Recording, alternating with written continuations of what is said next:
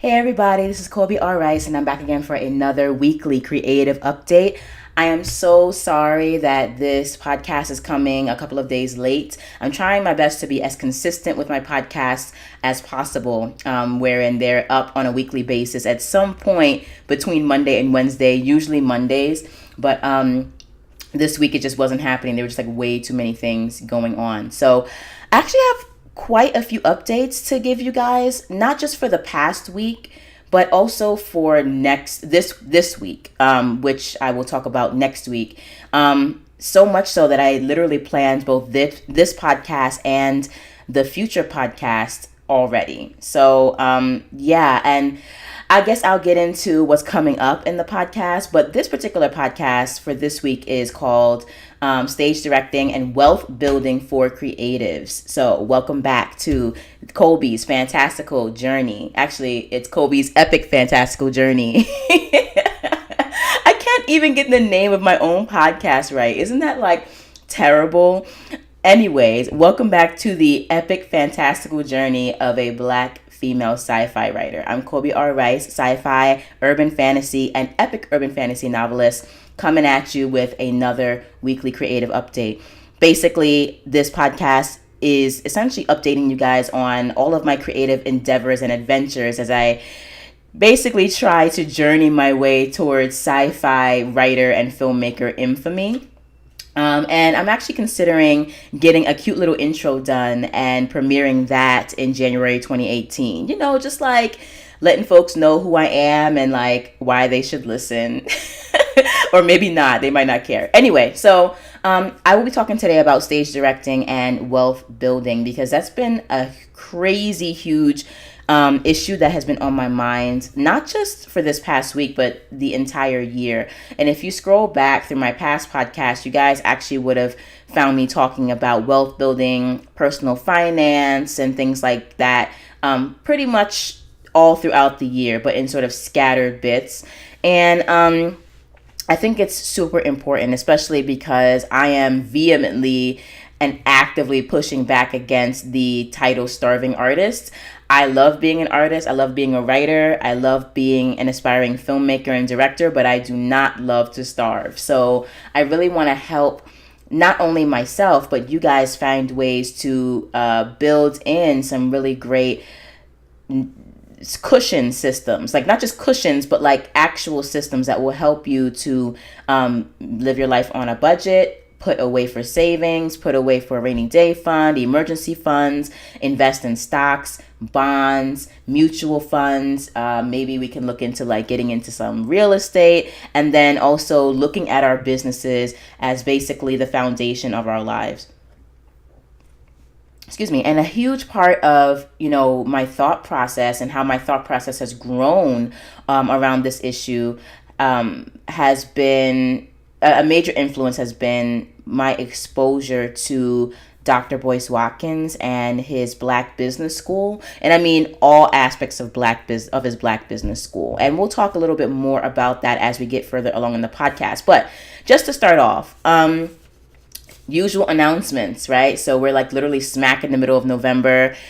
Lots of things going on at New Adult Noir, which is my blog to help readers, rabid readers, and ravenous readers discover dark and gritty sci-fi, fantasy, and horror, as well as dark and gritty sci-fi, fantasy, horror romance that is written by indie authors. And New Adult Noir has had a really incredible year this year. We're trying to wrap up our year with with an amazing, explosive 25 days of box sets giveaway, which, hint, hint, the actual giveaway itself is going to start a lot sooner than you think. So I'm going to actually probably next Monday put up a link to our prize drawing, wherein not only can you get 25 amazing box sets in the sci-fi, fantasy, and horror genres, but you can also enter to win any one of 25 amazing prizes. And we'll be having we will essentially be drawing 25 names out of the entire pool of of giveaway contestants,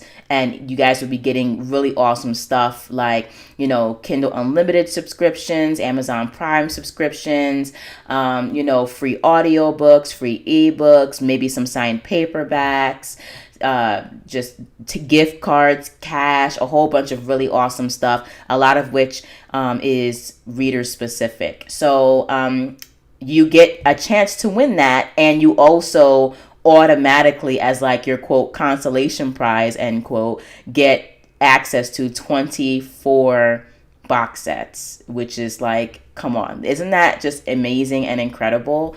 That are completely free. All we need is your email so that we know where to send them, basically.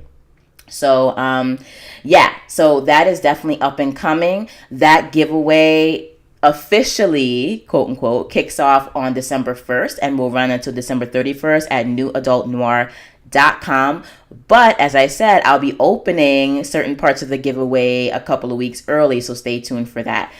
In the meantime, if you are still trying to find a way to pass the time while you're waiting for this amazing giveaway to open, please don't forget the fact that New Adult Noir has its monthly Dark and Gritties selection for November up and running. We have, I believe, 27 books in all different sci-fi, fantasy, and horror genres that are of the dark and gritty persuasion. So if you're into,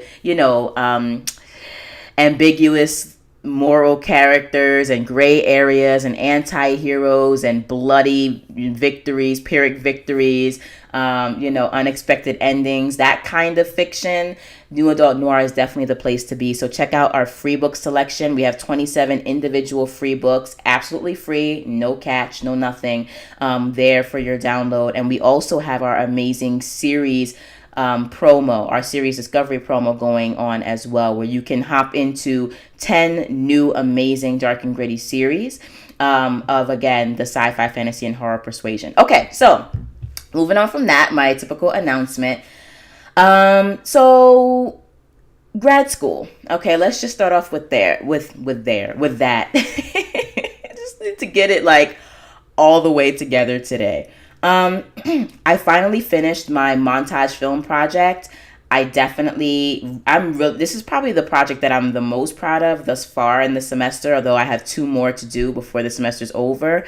And I have to say, this project was very challenging because this is supposed to be a documentary montage dealing with the education system in Tucson and basically like the Mexican and Indigenous Studies program that was unfortunately shut down by haters who I will not mention on this podcast. But it's an amazing documentary, and we had to essentially insert our part of the documentary in between 2 larger clips. And our part as a class, or rather individually, was to create a montage. And montage editing is not easy. At least it's not for me as a beginner. I guess maybe, because it takes a different mindset or a different perspective, and you have to essentially create the story from the clips, from the audio, from the music. It gives you a lot of different directions to go in, and you can actually do quite a bit with very little in montage editing. And each selection of clips, each way in which you arrange the footage and the music and the dialogue can give a completely different impression of not just the montage itself, but also of the film. So I have finally finished my montage, and I felt like it was a really successful go. Like I said, it was the piece of editing that I'm most proud of for this semester. And I also really enjoyed it because we got to use music. And I realized that as much as I love narrative editing, and as much as I will continue to do narrative editing, I might also look into like music video editing, because I kind of naturally like to cut to rhythm and cut to beats and like find sort of musical arcs. And so I don't know, like I'm really discovering a lot about myself in this editing class, and I'm also honing my skills, which is great. And this class really has been like one of the best classes I've taken in a long time, and I think we're getting a really nice solid foundation of different editing skills, from narrative editing to like documentary editing to learning how to like just do basic, very important things like coloring, effects, syncing, all those things. And so I feel really prepared to take a lot of the knowledge that I'm learning in this class and progress it and grow it as a filmmaker. And that's really exciting. Also, I wouldn't say proficient, but I feel very comfortable in Avid now. Everything doesn't go as smoothly as I want it to go, but it is the way I use Avid and all that is, let's just say it's 10 times, if not 100 times better than when I first started. When I first started, it was like a hot ass mess. Anyway, aside from that, like typical, grad school stuff, we're pretty much chugging along to the end of the semester. And, I literally only have like 4 weeks left, including this week that we've already finished half of, which is like kind of terrifying. But, I feel like a lot of the projects in my classes are pretty manageable. And so I feel really good about where I am in the process, in my progress and in my projects. So there's not really much to report there. I'm working on my Titus Andronicus protocol, which I'm really excited about. I mean, certain parts of it I'm just like not excited about. Like we have to do annoying stuff like production history and critical history, which makes me want to jump off a building. But at the same time, because I'm preparing a protocol, with a dramaturgical protocol that is more fit towards a filmmaker's protocol as opposed to a theater protocol, there's certain really cool directions I can go in terms of like doing research on what's come before. So I don't only have to look at theater production or past theater productions of Titus Andronicus. I can look at film productions of Titus Andronicus, include clips, include, little analyses, and that's going to be really fun and educational in my personal opinion. And apparently there's a lot of talk about Titus Andronicus, not just in like the larger literary academic community as a whole, but in specific, race specific, ethnicity specific, and multicultural specific journals. So I am super excited to see like what the African American journals, the Asian journals, the Indigenous and Mexican study journals, like what they all have to say about Titus Andronicus. I'm really excited about that, and it's important for me as a director who eventually wants to turn Titus Andronicus into a crime noir adaptation on film, which is going to be like so freaking gangster. I think it's actually going to be called Lavinia, to be really real. Doing like an adaptation / retelling of Titus Andronicus, because it is literally right now one of my most loved Shakespeare plays thus far. Anyway, so, this is just another way in which I'm trying to turn my scholarly work, which feels a little dry to begin with, into a really great foundation upon which I can build my artistic work. And so I'm excited about that. And I'm just excited about graduate school in general, actually. Graduate school this semester, even though I've certainly had my rough spots and my hard times, has been 10 times more enjoyable for a variety of reasons. And I've been saying this pretty much for the past few weeks. Not only have I just grown a lot more as a scholar and I have a better handle of things that I have to do and etc., but I also feel as though the work and the skills that I'm learning are just like more fun and more practical. I get really, really annoyed when I feel like I'm just sitting down and reading about theorists and academics who really don't practice what they preach. Not because they're hypocritical, but because they're academics and not artists. And I don't care. So I get really frustrated if I feel like I'm not learning a practical skill. And I think, like I said before, and I think in the week before last, I think that the first year was really that year of frustration where I was not feeling the program and like the classes at all because they were so historical and they were so theoretical. But this year, I feel like everything I'm learning is like really building me up as an artist, and that's super exciting for me. Next semester might be a little dry because I have to do like yet another theater history course, and I have to do 2 of them, which is annoying. It just is. I'm sorry. Like, I just feel like, personally, this is just my perspective, just give me a list of documentaries on theater history and I'm good. Like, I don't want to read theorists. I don't want to slog through a whole bunch of really convoluted text, and like where people are just trying to like elevate their speech and elevate their thought because they need to like get tenure. Like I just don't care. And I would much rather, watch a documentary on Netflix or on Extra Credit or anywhere else that like, invites you into the material in a way that is like open and inviting and on layman's terms. And there is some value in being a high-minded academic, but I think it takes a really brilliant person and a really high intellectual mind to be able to translate all of your complicated theories into everyday speak where people are welcomed into your world. So it's easy to talk, Greek, so to speak, with like 10 people, but can you translate that into something that is digestible and palatable for the masses? I think that's hard to do, and it's an art that more academics need to practice. Anyway, so I'm kind of going off because, this is grad school, so I always have my like advantages and disadvantages list going on.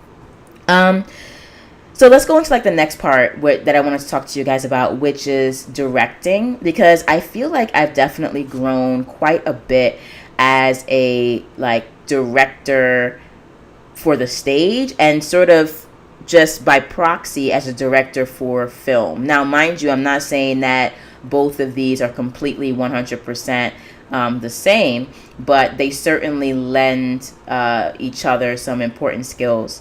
And so in my contemporary trends class, basically, I have really grown up in a lot of ways as like a potential director. Like, I mean, it's been a different experience because a lot of the work that I have to make in that class, we have to make it literally within like 5 to 10 minutes, practice it, rehearse it, and then stage it, and then get critiqued on it. And so that rapid fire stage play creation, again, as I told you guys, it was very, very stressful for me because I just didn't feel very familiar with the different elements of the stage, like design, lighting, architecture, sounds, all these different things. And I felt my strength is in like writing. My strength is in like text stuff. And I didn't feel empowered really for the first half of the semester because we were deliberately stepping away from using text so that we can get more familiar and more comfortable with, putting a scene together that's just using like, let's say, lighting and a chair. And like, how can you use these clip lights and these hanging lights and these gels in an interesting way that like people can sort of derive meaning from.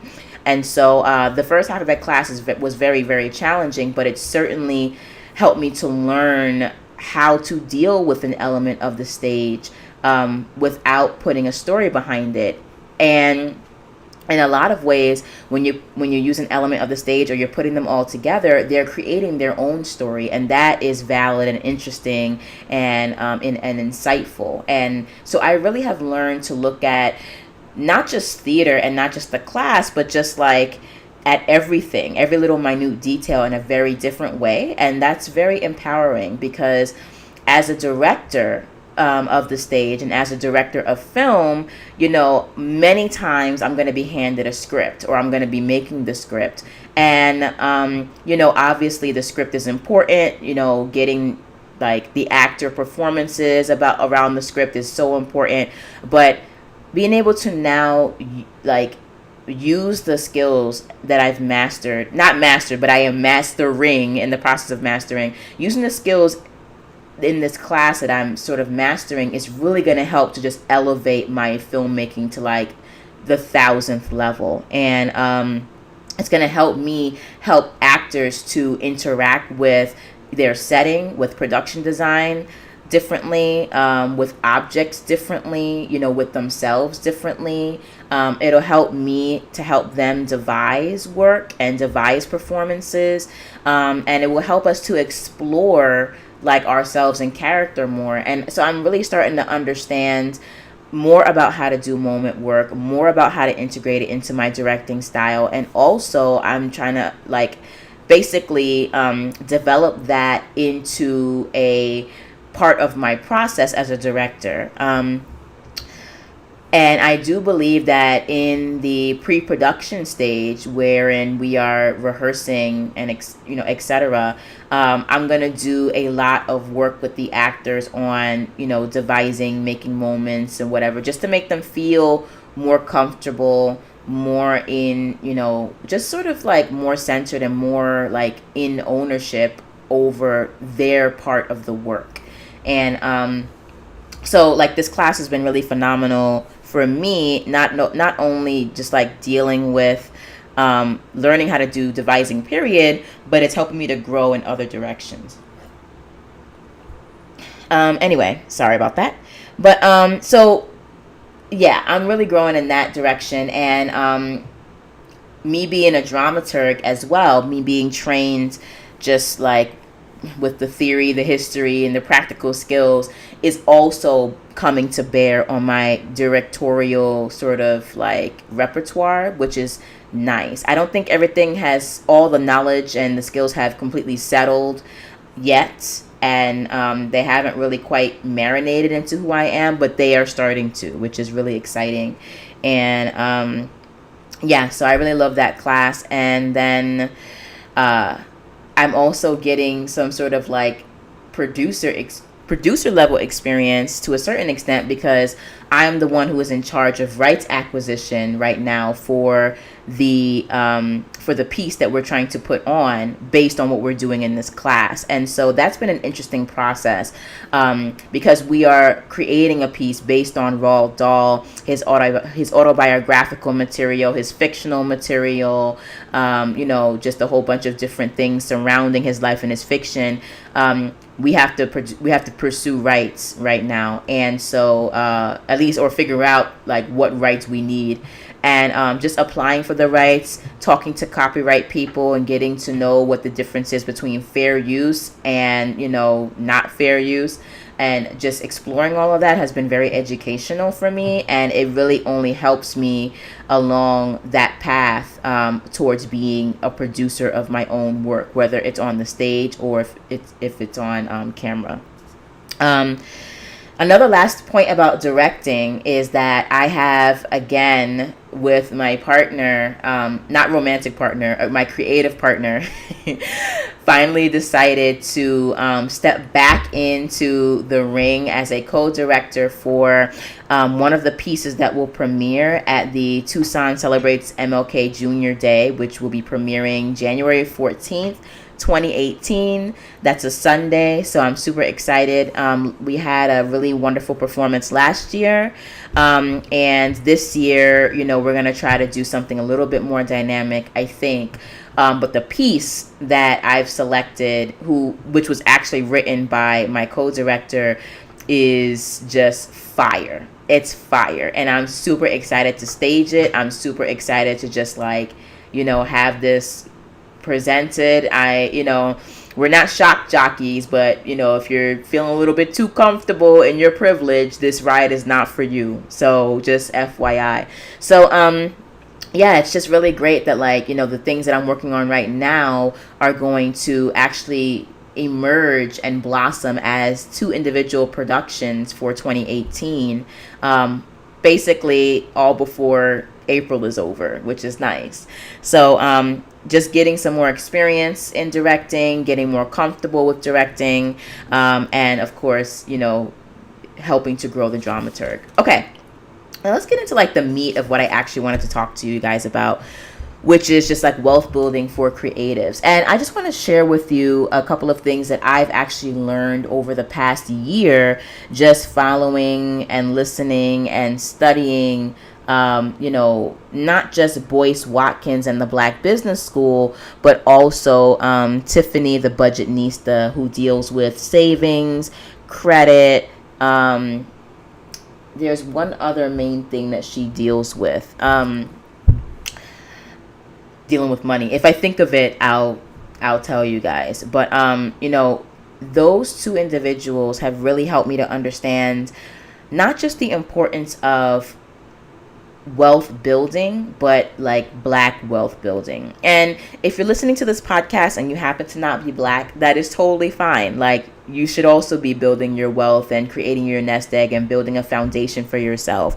I would say that to you if you were black, if you were, it doesn't matter what gender you are, what sexuality you are, what race you are, what class you are. Wealth building is important, not because we should treat money as our God, but because money is important. We do live in a capitalist society, and in order to really thrive in a capitalist society, you need to have capital, right? And you need to have nest eggs, you need to have investments. So I like to think of wealth building not as me being a greedy, industrialist or a greedy capitalist, but more so this is a recognition of the reality in which I live and the society in which I live, and helping myself to thrive in that society. And you can, so pause. So for those of you who are artists who cringe internally at again, building wealth and thinking about money, that's totally cool. I would suggest that you then find like a sugar mama or a sugar daddy, or like a corporation that pretty much is somehow legally bound to provide you a job for the rest of your life or something. Because if you are kind of iffy or leery of guarding your wealth and like building up your financial health, then I don't really know how you're going to survive, especially as an artist. I think that like wealth building and building secure nest eggs is important, not just for you as a person, but for you to do what you want to do and what you need to do as an artist. So for those of you who are a little bit leery about participating in an exploitative capitalist society, which I totally recognize, you need to find some way to live without, I guess, participating in it, which in that case would mean you're marrying somebody who's richer than you. So but for the rest of us who probably will not marry rich, although I'm certainly not opposed to it, let me just put that out there. Hello, future sugar daddies. But for those of us who are basically just kind of like building our lives and our wealth brick by brick, it's really important to take your financial health and your wealth building plan into account. It's important to recognize that you need a wealth building plan and that you need some kind of nest egg for yourself. So back to what I was saying originally, Tiffany the Budgetnista and Dr. Boyce Watkins, through the Dreamcatcher, Live Richer schools and challenges, and the Black Business School, have really helped me to just get completely activated when it comes to building my future and building wealth. And this is especially important for me, being that I have a child, and I want to just have everything in place. I want to have things that I can leave her, a legacy that I can build and then leave to her in the family name. And I also don't want her to ever have to have like financial struggles in terms of like just feeling emotionally oppressed and like mentally oppressed by one's financial struggles. Because as much as people think people in poverty are lazy, and they are not lazy, trust me, poverty is, as I think Boyce Watkins said, is a treadmill. It might have been him or somebody else, but it really is. Like, when you can't make ends meet, like, you are constantly hustling, trying to find money here, find money there, work more hours here, work more hours there, move money from here to there, pinch pennies from here to there, rob Paul to pay Peter, or rob Peter to pay Paul. Like, you work, in my opinion, 1,000 times harder when you're broke and you're in poverty than if you're just, all set with your money and you have a nest egg. So I have no idea where the stereotype of people in poverty being lazy came from. I think that's BS. But I'm here to tell you right now that you're going to be working hard whether you're in poverty or not. So you might as well be working hard in some level of comfort, and then just like all of your effort that you're putting into yourself, your art, and your business is generating revenue that is in the black and not revenue that's helping you break even, basically. That's my little moral lecture. But just to sort of review what I've been learning over the past year and what I've been implementing personally. So between Dr. Watkins and Tiffany the Budgetnista, I sort of came up with like 5 different necessary tenets of financial security and wealth building. Okay. And so these are the 5. 1, start and build a business, which many of you, if you're artists, actually are already doing that. If you're like a novelist or a filmmaker or a blogger or, a life coach or, a fine artist, a painter, a dancer, like you essentially, and you don't even have to be an artist actually, but like any other sort of passion that you are pursuing, you are essentially creating a business for yourself. You have to sort of decide what it's going to look like and what form it's going to take, and whether or not it's going to be, something you put effort into to help sustain you. But essentially, like if you're a novelist and you're self-publishing, you essentially have a publishing business, as much as you don't want to call it that. If you are a filmmaker and you're constantly making films and you're putting them out there for sale, you are a production house, even if you're not calling yourself that. So I think business building is very important as the first tenet or pillar of financial security and wealth building. And I'll go into each one after I'm done listing them. But the second one is investing. And that means stocks, mutual funds, and other different kinds of investments, Bitcoin, gold, eco power, things like that. Number 3, real estate. That is a major tenet of financial security, and actually an even bigger tenet of wealth building that I'm learning a lot about right now through not only the Black Business School, but the Black Real Estate School. There are just like a lot of like amazing Black financial success schools out there, and I'm just getting my life.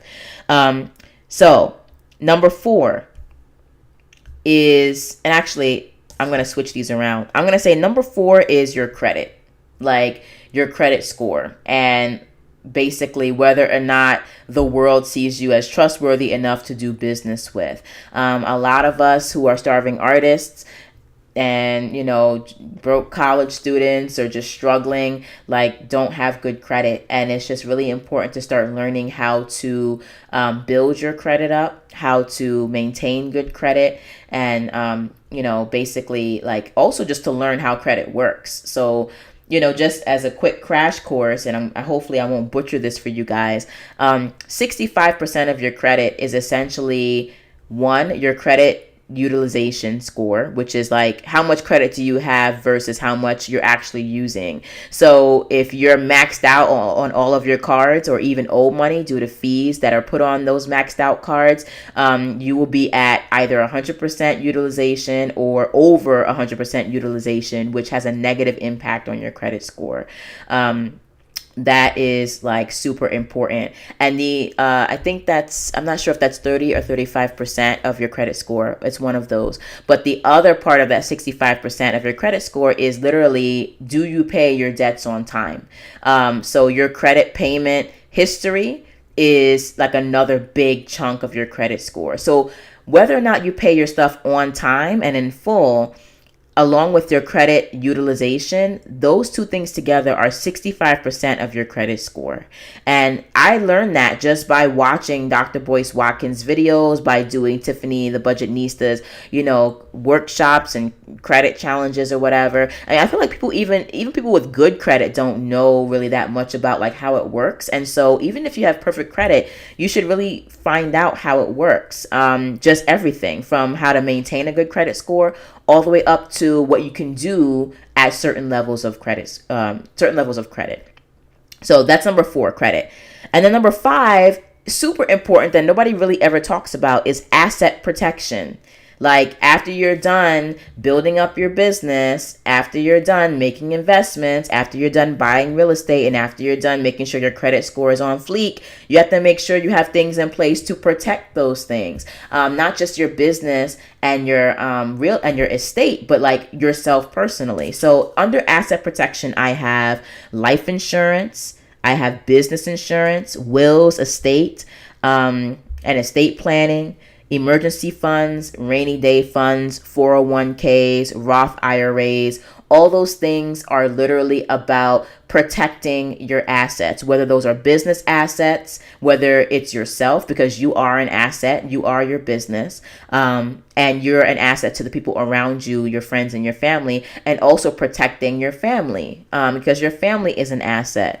And, if God forbid something happens to you, you don't want to leave your children or your spouse or your mother and father or your grandparents in $30,000 of debt because they couldn't pay for your medical fees and they couldn't bury you without going into debt. Like, these are the kinds of things that are important to think about and important to address while you are busy kind of working your way up your own personal corporate ladder, and while you're building your business. So I'll review that really quickly for you guys. The 5 tenets of financial security and wealth building for not only artists, but for everybody include business building / entrepreneurship, investing, real estate, credit, good credit, and number 5, asset protection. So these are the things that I have learned about in great detail, with a particular emphasis on stocks, real estate, bonds, and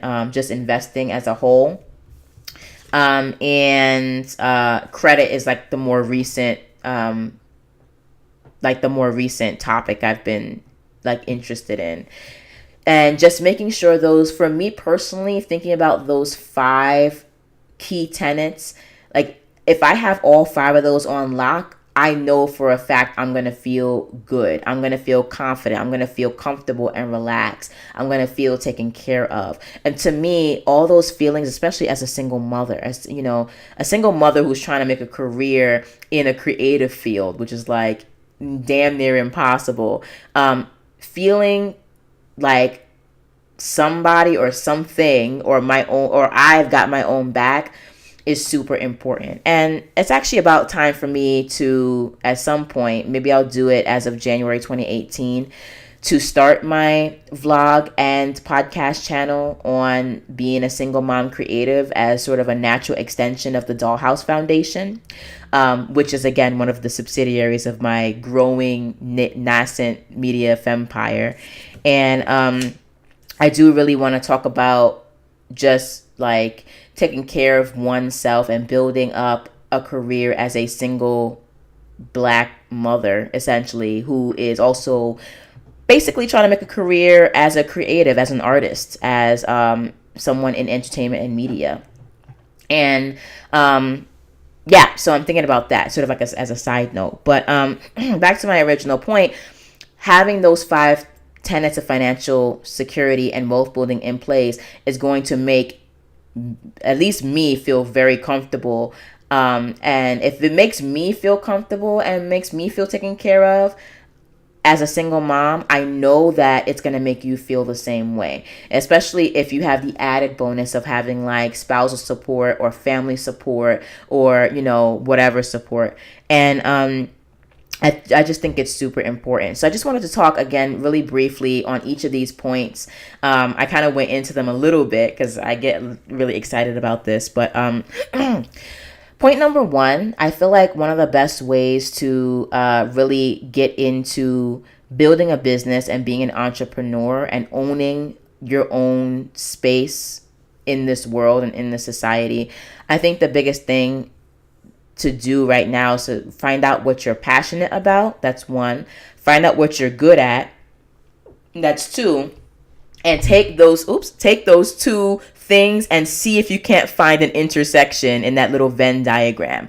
Not everything you're passionate about you're actually good at, and not everything you're good at you're passionate about. But if you can find that small intersection where you can hone in on something that you're passionate about and that you're good at, that is a business in the making.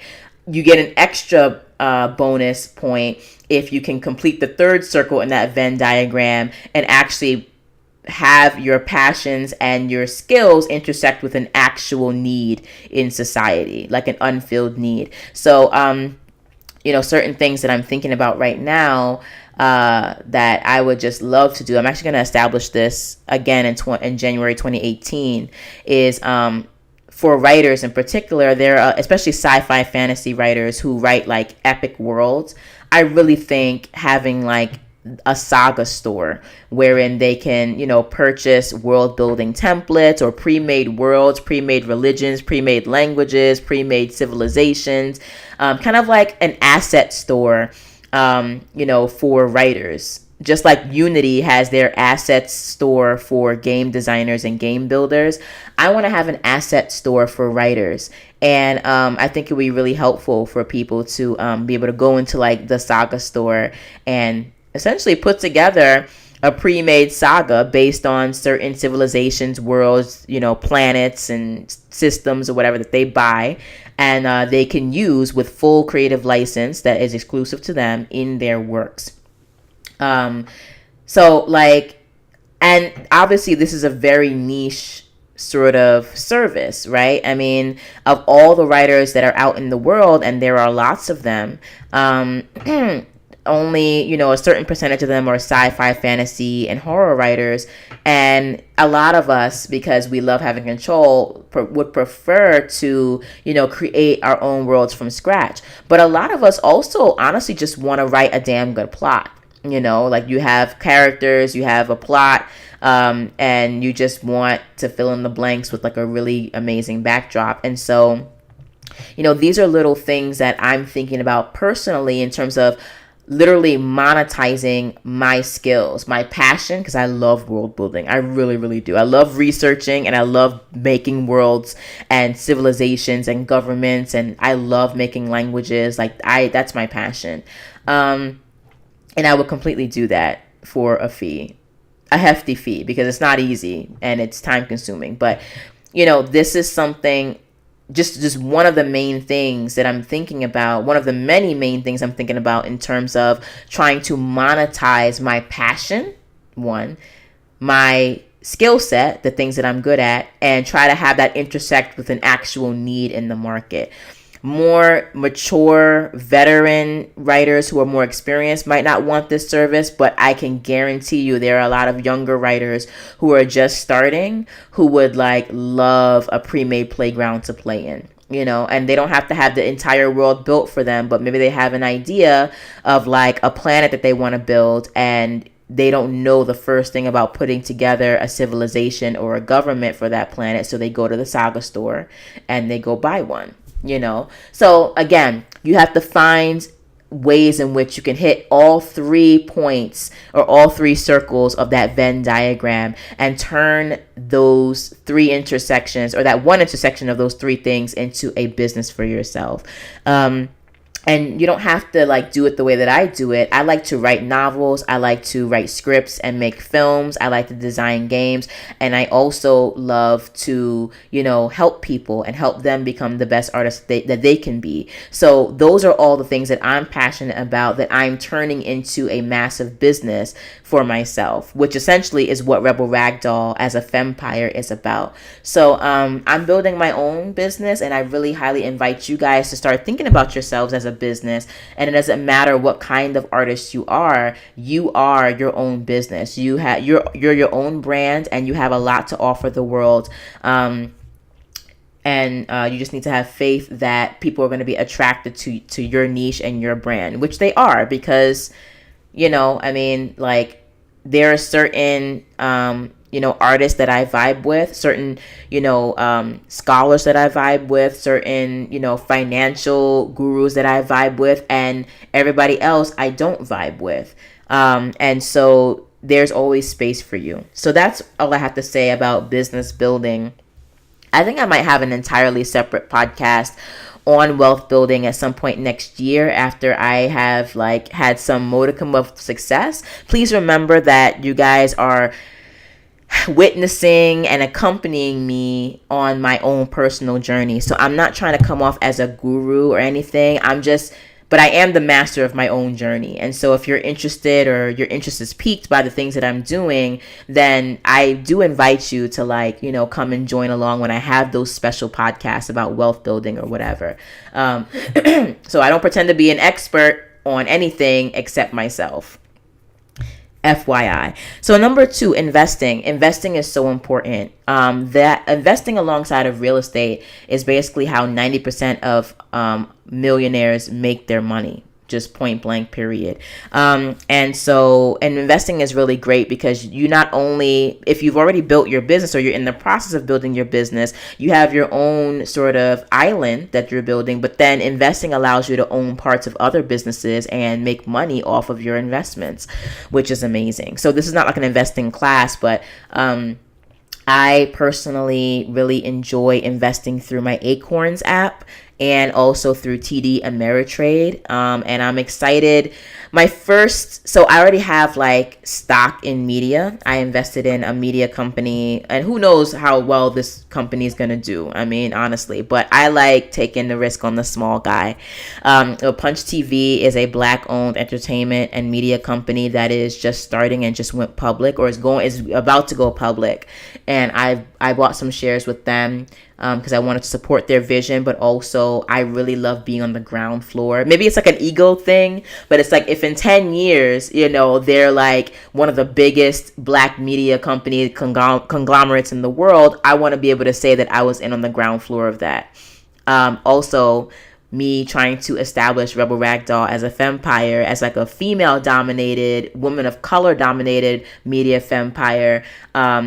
That's great to already have like a stake in someone else who's doing something similar. So that gives me like a serious point of pride.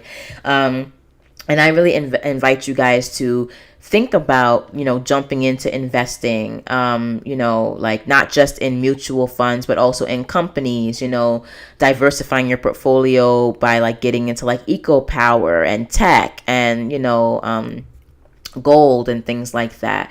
I'm still learning a lot about investing in the stock market, so please do not like try to like use me as your stock broker or like your stock your stock advisor.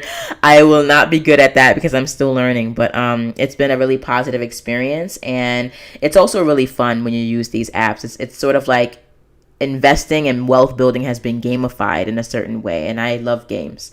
So especially games that like make me money as opposed to take $60 out of my pocket every time I buy one. That's actually a good idea. Maybe I'll invest in like some of these big media production studios because they certainly seem to be making some strides. Video games is like $1 billion industry, multi-billion dollar industry, FYI. So that investing, that's number 2. Real estate is something I'm really strongly interested in investing in like as soon as possible. And January is coming around, tax return time is coming around. I just looked at the Black Real Estate School, which is in partnership with Dr. Boyce Watkins Black Business School, and it's run by Andre C. Hatchett, who is very knowledgeable, very intelligent, and just on top of his game when it comes to real estate investing. And he shows you, even as a broke ass artist, even if you have bad credit, even if you don't really make that much money, how you can get in on the ground floor of the investing game. And so if you're interested in learning about real estate investment and buying real estate and becoming like an owner of property, even though like you don't have that much money, the Black Real Estate School is a great place to start. And yes, you will be let in even if you're not Black. Okay, that's the point of like calling it the Black Real Estate School, is not to exclude people, but is to basically be a beacon of light for people of color who don't often have services directed directly at them. So just think of it as like, joining up with like a really great Jewish community school, right? There's like a lot of them out there, and they won't turn you away if you're not Jewish, obviously, but you just need to understand that at that school, the culture, the language, the religion, the community values that are important to Jewish people is going to come first. They're there to serve their community. And so that's what the Black Real Estate School and the Black Business School is about. It's not exclusionary. It's just focused on building a stronger Black community, which we really need at this point in time. So the Black Real Estate School, join it, figure out like what you want to do in terms of investing in real estate.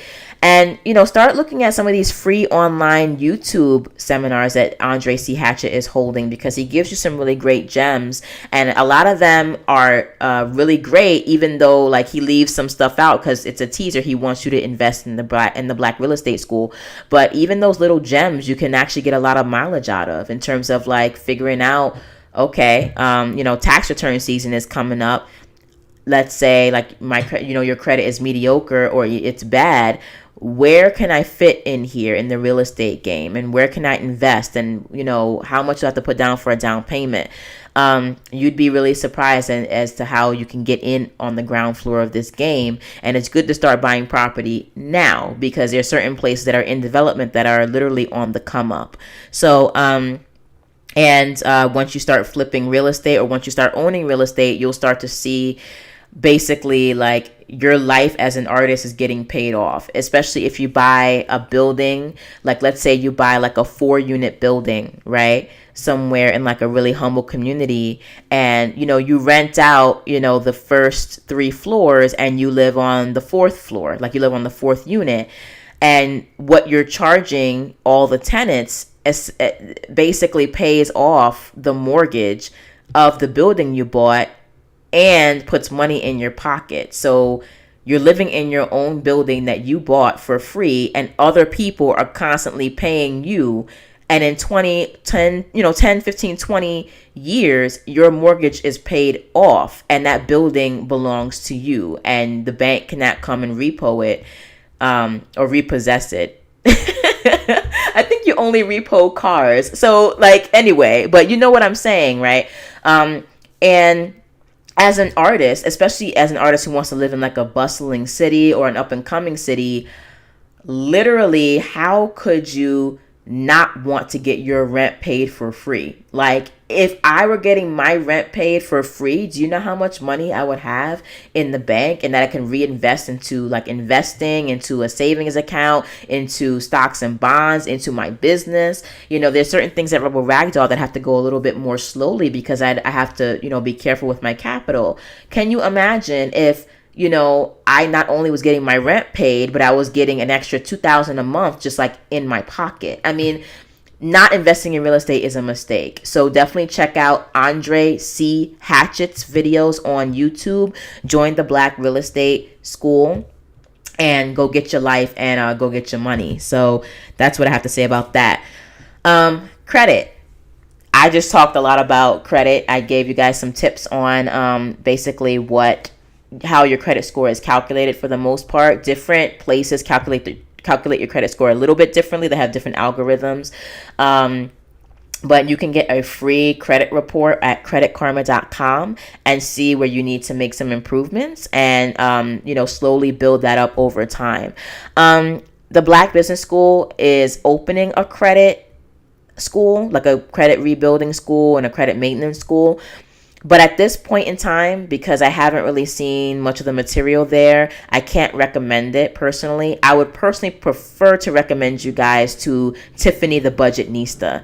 She knows everything about credit. And I'm not saying that Dr. Watkins does not, but I hope that at some point they partner up together, because she knows her stuff. She not only has a credit building challenge, which I believe goes throughout the entire month. Like, so if you sign up for her credit builder challenge, she will show you how to fix your credit if it's whack, or how to maintain your credit if it's good, over the course of a month through a series of, I believe it's daily emails, where she assigns you a small little task to do to make your credit that much better every single day.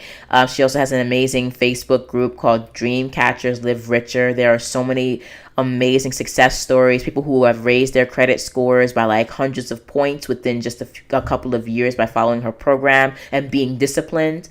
But it's not just about credit. She talks about saving. She talks about career movement. She talks about just like growing and living and loving yourself as a person, particularly as a Black woman. She's Black, and she's empowered, and she's amazing. She has like a multi-million-dollar business based off of her own brand and her own experience. And I just highly recommend her for you guys if you're interested. And I just trust her credit building system. It looks amazing, and I really enjoy it.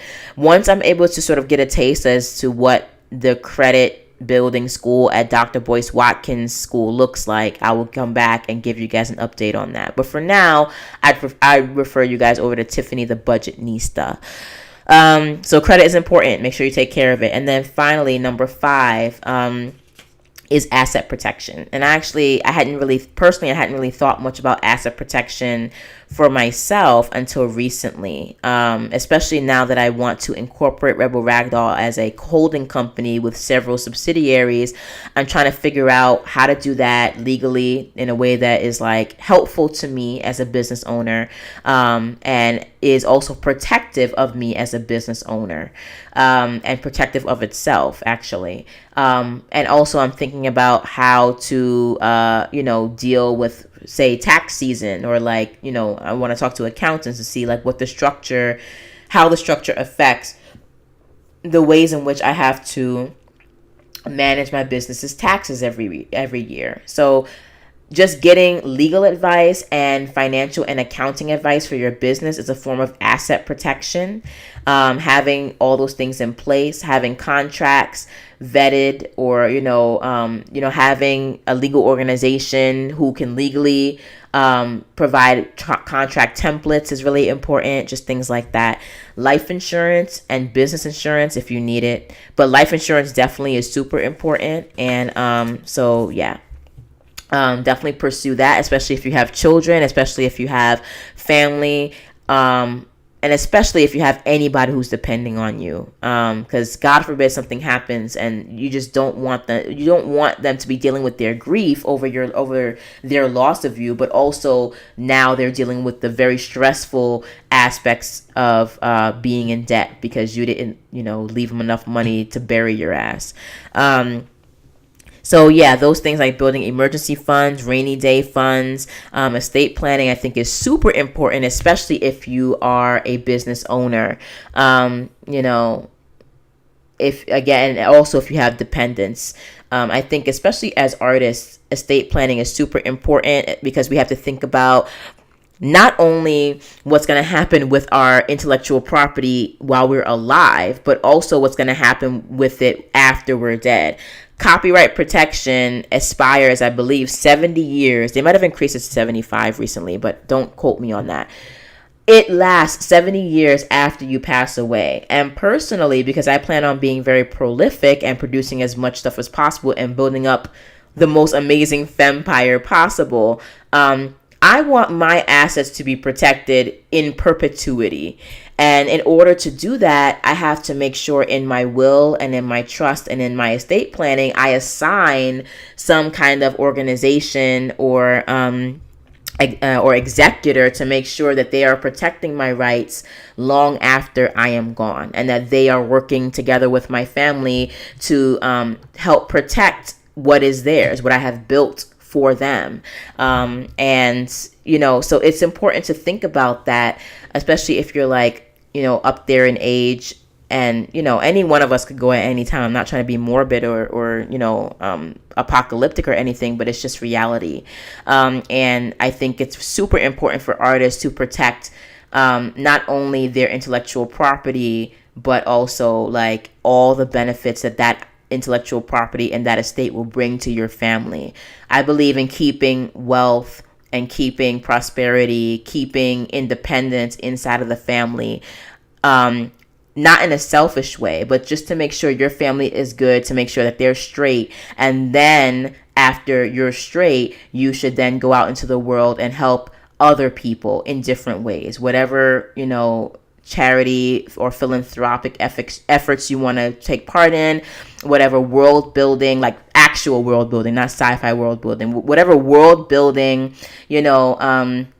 just life and bettering projects you want to take on to help everybody else around you. I definitely think you should do that, but you have to make sure that you and your family are straight first, because you can't help anybody else if you haven't helped yourself.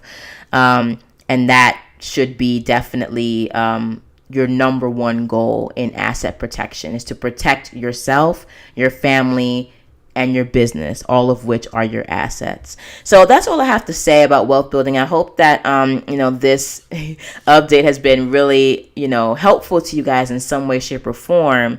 And I'm actually about to get out of here. There's not really much else to say. Next week, I'm going to be talking about actually, some issues that are near and dear to my heart. And I could tell you sort of a little preview of that because, I've already planned it out. But I have been doing some serious reflecting on my personal growth, spiritual growth, emotional growth, artistic growth, my business growth, and like my goals growth over the past year. And I think I'm going to make some relatively significant changes and just start dealing with those, just start wrapping up 2017 and reflecting on it, and then start preparing for 2018. But also it's also going to be sort of like a come to Jesus moment, right? Where like, I'm just going to let certain things go. It's going to be an interesting, podcast, not crazy metaphysical, not too emotional, but, I will be facing not only my successes, but my failures. I will be facing, the times in which I fall into a funk.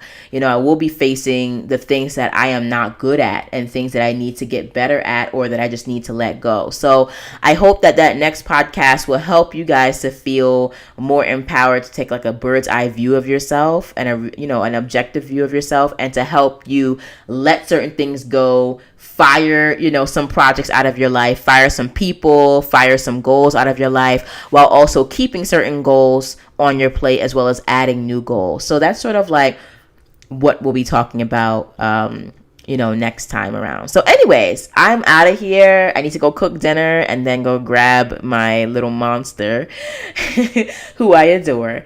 And I will see you guys next time. Don't forget to go to New Adult Noir, pick up your free Dark and Gritties, and to stay tuned not only for the next podcast, but also for the 25 days of box sets giveaway. It's going to be the baddest ass giveaway on the face of the planet, and you guys are just gonna get all of your lives, your sci-fi, fantasy, and horror lives. So I'll see you guys later. Take it easy, keep it indie, stay badass, and keep writing, keep producing, keep creating. And I'll talk to you guys next week. Bye.